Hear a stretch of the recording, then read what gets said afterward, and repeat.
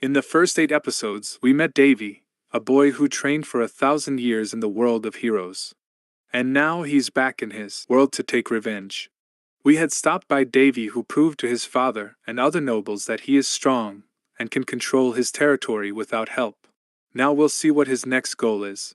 By the way, if you missed the first parts, they are right above. And subscribe if you want part 10 quickly.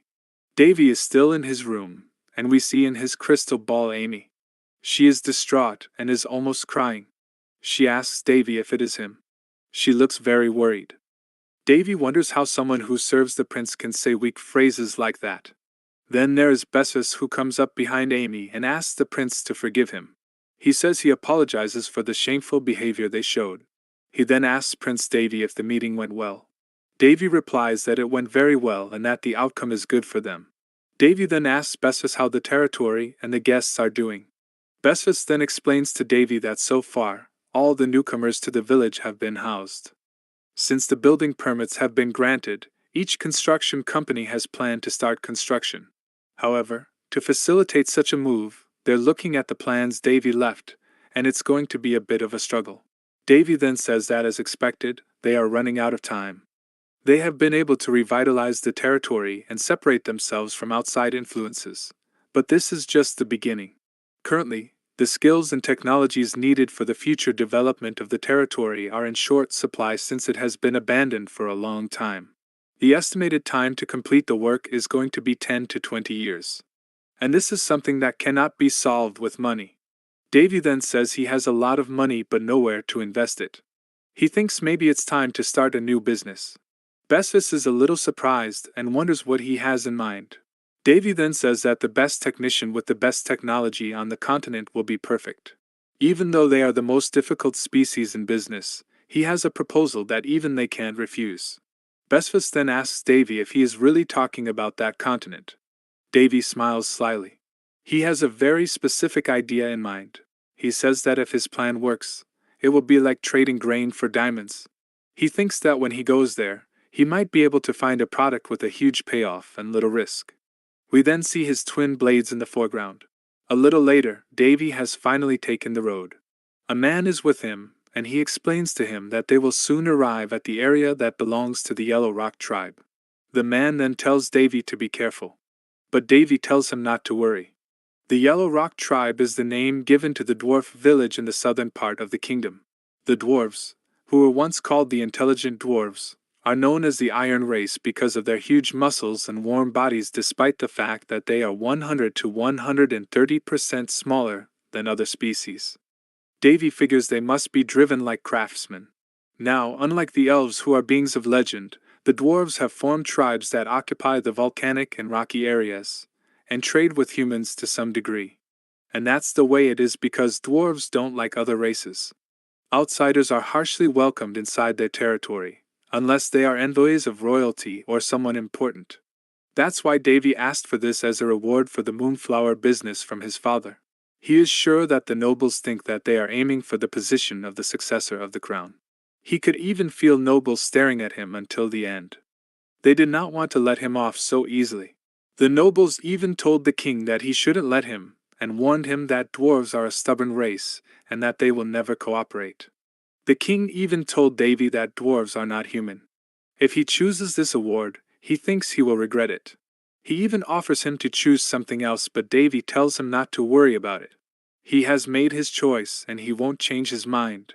Davy says he has a feeling he wouldn't turn down his admission. Since he wasn't interested in political confrontation, he made this totally different choice. Perselk saw the situation in the kingdom very well, and that's what the nobles thought. They were all thinking that Davy is going to cause more problems for the kingdom. And Davy says that indeed, she was right.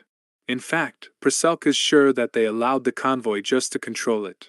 He even feels a little sorry for these people.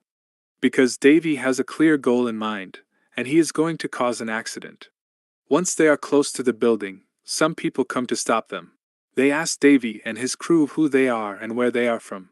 Davy and his men explain that they are coming from the kingdom, and that they are asking for access to the tribe of the Yellow Rocks. But one of the dwarves answers them that they have not heard of this shipment. Davy then speaks up and says that he has come to bring a good deal for everyone. The dwarf asks him who he is, and Davy replies that he is the first prince of the kingdom. Davy then shows the cargo he has brought with him, and the dwarf looks at it all. He sees that there is a lot of cargo, and the dwarf says that a promise is a promise. But he explains that there is a big crisis in the tribe of the Yellow Rocks, so they will not be able to trade. When he hears about this crisis, Davy is a bit surprised. He wonders what could be going on here. The dwarf explains to him that they will open the gates anyway, so they will be able to pass through even if they will not be able to trade.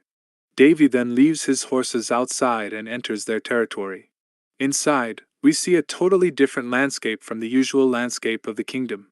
We even see a large waterfall in the middle of the village. Of course, their architecture is much smaller, so every time Davy moves, he has to look down.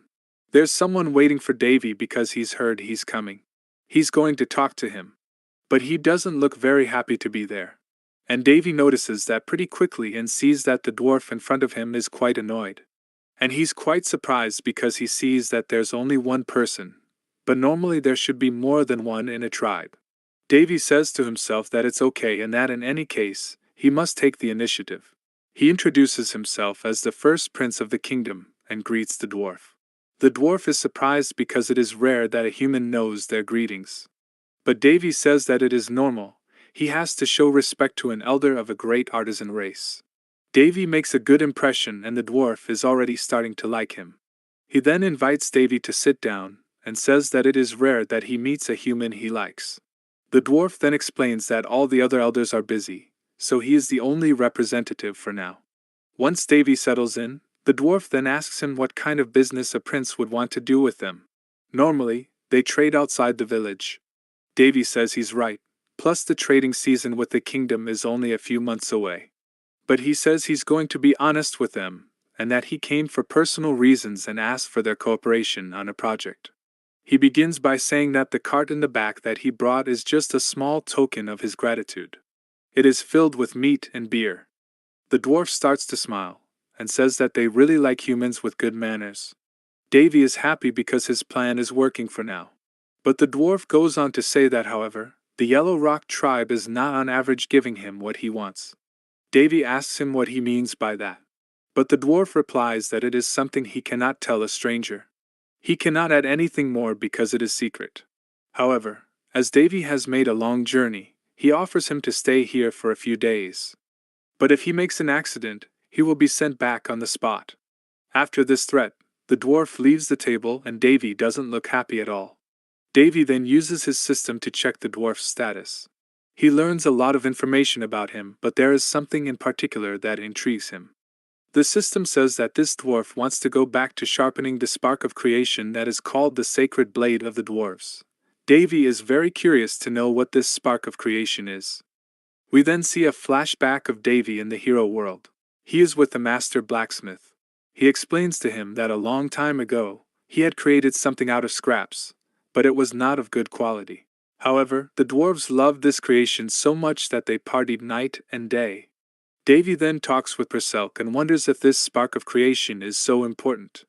In fact, he's a little surprised by the name because he thinks it used to be called the blade that cuts nothing. In fact, the spark of creation was a sword that Surtur, the 1,000-year-old blacksmith, and the dwarves forged together. It is said to be the first collaboration between humans and dwarves. Many things were in this joint project, such as harmony, development, and so on. But the sword also has some abilities engraved in it. Unfortunately, that is all Davy knows about it. And Davy explains to Perselk that the interesting thing is that it can be considered as a prototype. Perselk doesn't really understand what Davy means by that. Davy then tells him that, for example, the princess sword is a test product. It may be used differently, but the process of creating it is pretty much the same. A process using mana. The only way to find a way to do this is to get rid of all the knowledge you have. If it weren't for humans, the dwarves would never have looked for or even tried this method, so that's why the dwarves are working so hard on it. Davy stands up. He says to himself that he has to get to work. Officially, he has come to ask the dwarves for help to develop his territory, but in reality he has come for something else. At the same time, we see his twin blades, which are still packed. So he says that his goal is a great furnace, a high-level furnace built right here among the dwarves. But Perselk tells him that those stubborn dwarves will never let him use the furnace. And Davy tells him that's why his plan comes into play. The next day, Davy goes to meet the dwarf representative again. The representative asks him what he is doing there, and Davy says he thought he was busy, but in the end he has time to drink beer. The dwarf, who is a little embarrassed, says that no matter how busy they are, they need to take time to rest. Davy then starts to provoke the elder dwarf. Apparently, the dwarves' alcohol is quite strong compared to the humans. The other hands that were in the bar warn him that their alcohol is not as weak as the humans. But Davy continues to provoke them. Perselk, who is watching the scene, wonders why Davy is doing this. Davy explains that dwarves love two things in life: drinking alcohol and gambling. He then proposes a bet to the elder. And of course, he accepts. The dwarf tells Davy that even though they are in a situation where they can't give him what he asks for, he will take the time to grant his request. However, if he wins, Davy will have to leave this place. Davy thinks to himself that this is perfect for him. He took the bait. In the end, of course, Davy wins. The dwarf is disgusted and thinks to himself that he can't believe he lost to a human. Perselk tells Davy that he's a real crook. It's only natural that he would win. Thanks to his magic power, it was impossible for him to lose. And he told Perselk that it was mainly thanks to one of the two masters who taught him the mastery of the sword. The first one was the hero who unified the world of Nirim, Dako. He was a very feared person in his world. And Dako is the biggest drinker in the world of heroes. The problem is that by teaching him the sword, he eventually learned to drink like him.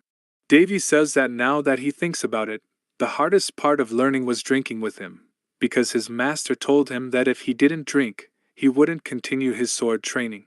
Back with the dwarf, he says that in any case a bet remains a bet.